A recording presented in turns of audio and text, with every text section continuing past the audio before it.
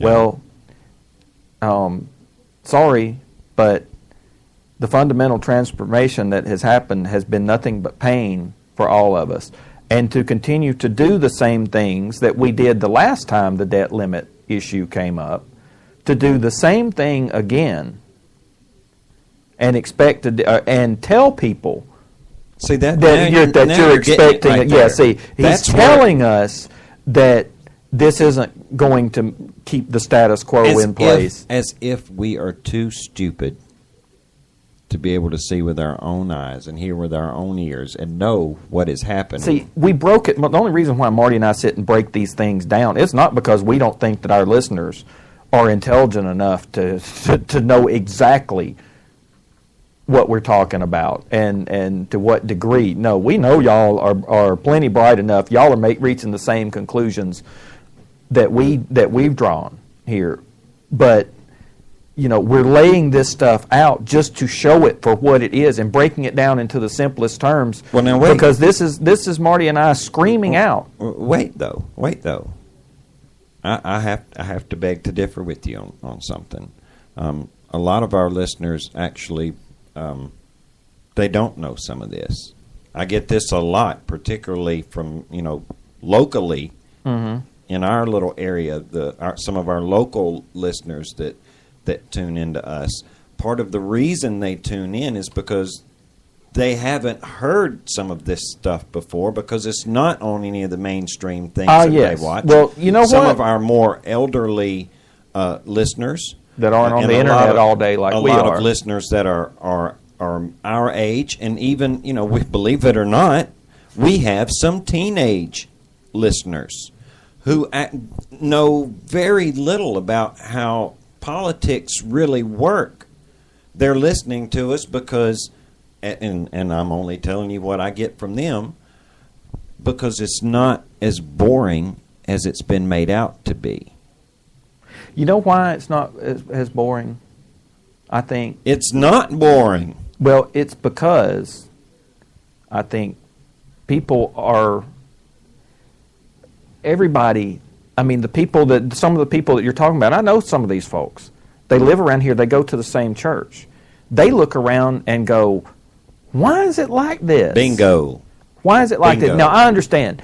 But the thing is when you show folks the actual facts, there's not a single person that listens to this show that's so stupid that they don't know they're being played. Exactly. Once we lay the facts out there, I'm sorry, I break it down this simply so that everybody knows what we're saying. And, and it's also to show that everybody that lives around here is perfectly capable, if they're informed.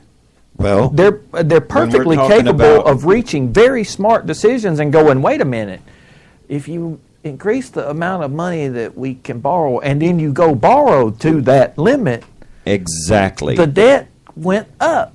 But you have a president, the president of the United States. Listen to the tone in his speech. All right, just listen.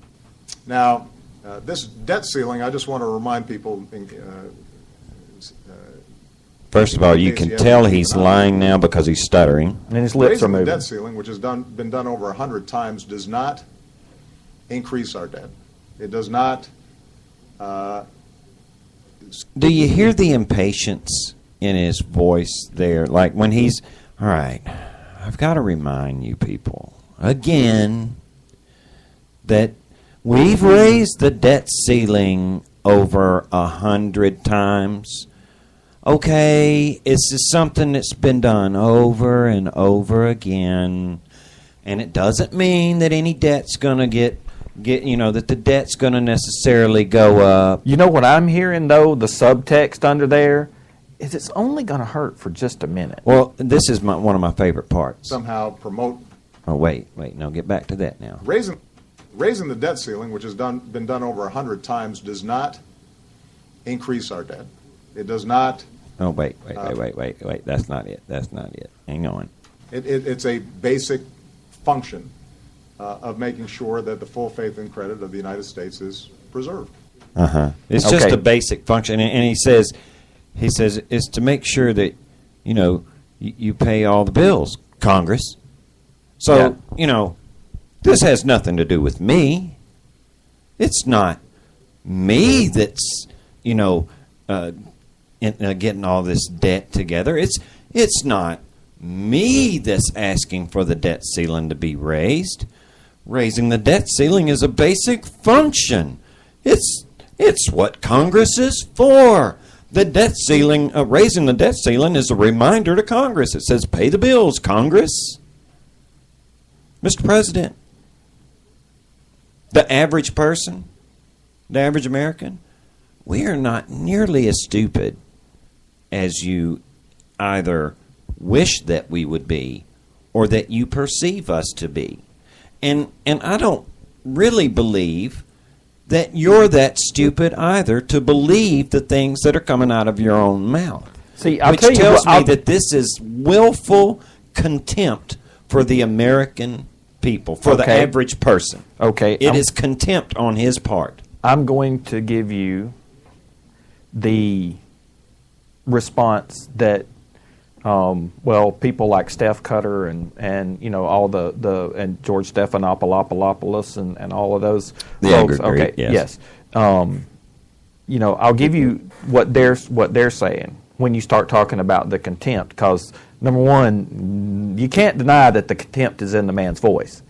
You can't. I think anybody that hears that can feel that they're being talked down to. I think that. Watch the video. Go to and look at his face. And watch this speech. Yes, you can see it in his eyes. Didn't you have it on? Didn't you have that speech on our website? I do. Okay, he's tired of having to remind us average people of these things over and over again. But what people like Steph Cutter and George Stephanopoulos, yes, what they're going to say is that it's the media he's talking to. He's tired of explaining himself to the media over and over again, and as if that makes it any better. Okay, so that's what they'll be, and this is what takes that down. Oh, so his contempt isn't for the American people. It's just the media. It's just for the media. Yeah, especially the conservative media and the GOP and Congress. Those folks. That's who he's exasperated with. Okay, and now I'm going to tell you why that's crap. Okay, there has never been a president of the United States that understood how to use the media to put a message across better than Barack Obama, with the possible exception of Bill Clinton, because he got it too. Yeah. Okay, but at any rate, that all comes from the left. Mm-hmm. Okay, that comes from the left of the political spectrum. So don't tell me that the president ever forgets for a second that he is speaking to the American people when he's speaking to the media, when he calls a press conference. Don't tell me that he's not in full command of exactly who and what where his message is going. All right. Now, so he can't get out of can't get out that way. We've seen that he's tired of explaining this to us, and we've seen him give us his definition of debt ceiling, and that it's just merely a function of Congress. All right. Okay. Now, here's the other part. He has shown a complete unwillingness. He is totally unyielding.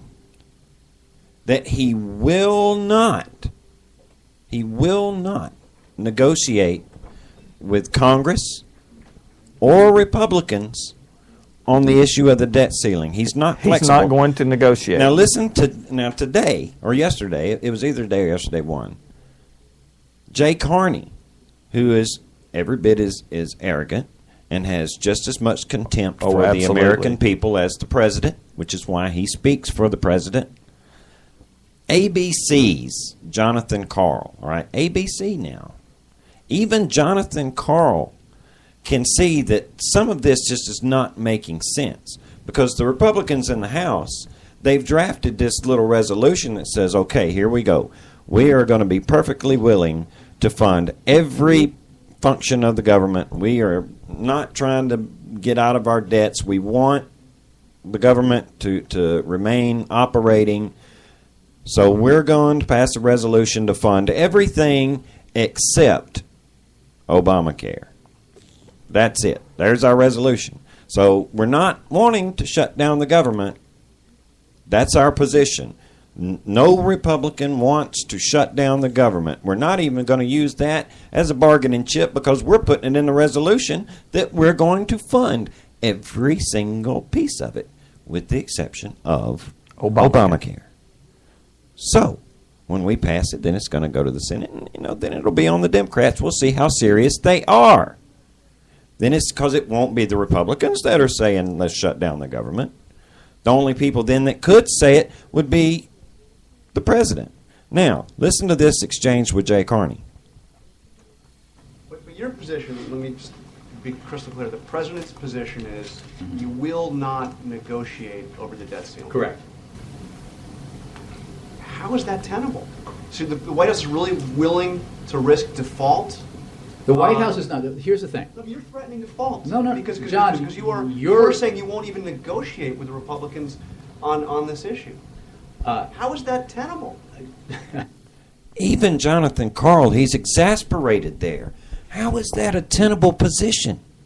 The Republicans have laid out their position very, very clear. So they're not going to be the ones to shut the government down. That's right. It's not going to be, no matter how many times you want to say it, it's going to be in writing and in a form of a resolution on the House floor that the Republicans want to fund every function of the United States government.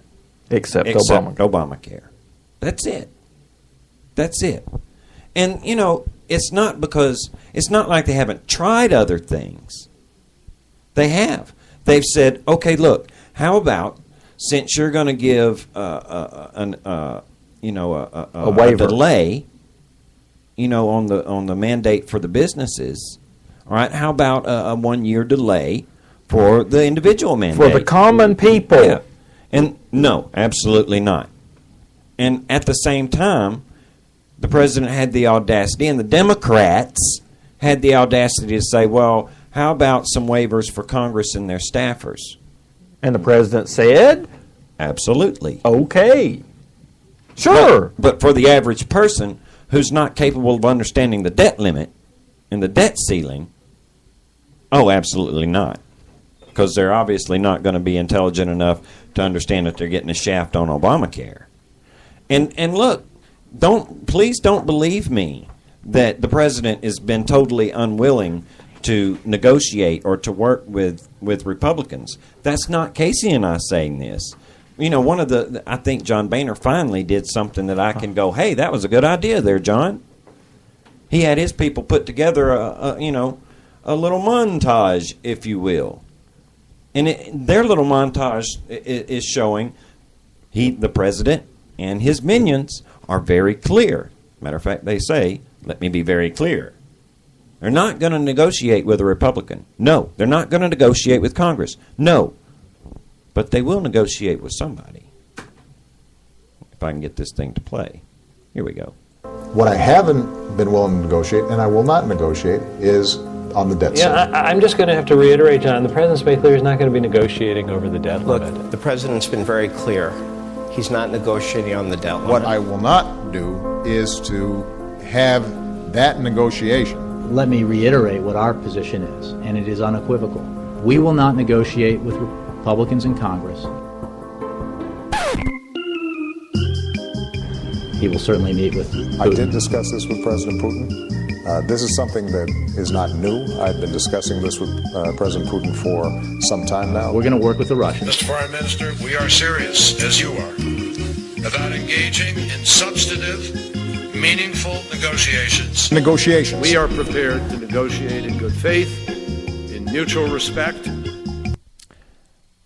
So he won't negotiate with Congress on the debt ceiling, but now he can negotiate with Vladimir on Syria. He can negotiate with Vladimir on the missile shield over there in Eastern Europe.